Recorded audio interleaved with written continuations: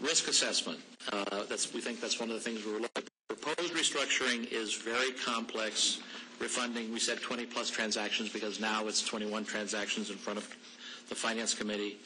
They're all very unique structures with differing covenants. UMBAW has reported on that and talked about all those in the various reports they provided to the CRC and the city.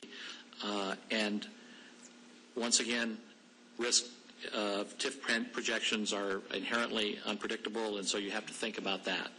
The impact on your bond ratings is important.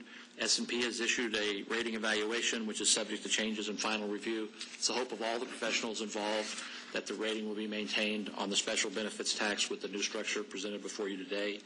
There has been a prior downgrade of the COET bonds, and the folks at Moody's are not being asked to rate this transaction, so that's one of the things we want to make sure you're aware of.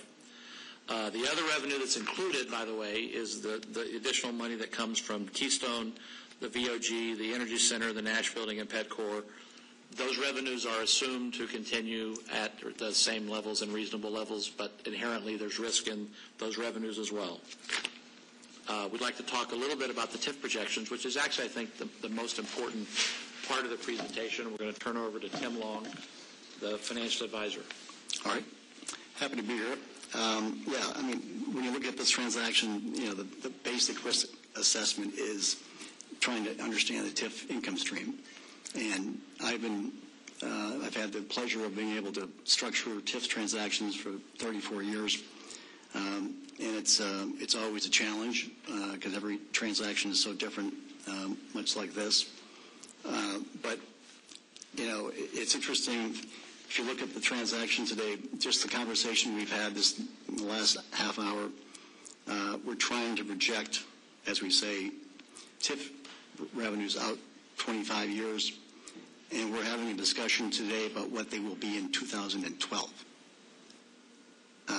I could end my discussion right there, actually, but it just shows the inherent problems and unpredictability of trying to project these TIF income streams. And this is not a new effort. People have been trying to do this for a very long time, and I don't know anyone who's got it quite right in how to project things in the future. And it's not really, you know, the way I approach it is not really a projection. It's just basically, you know, the industry standard is you assume no growth because you just don't know. You know, as we said, and it's actually probably good to see this last week occur and see the reassessments come out with a 10% drop in assessed values. Proves it can happen.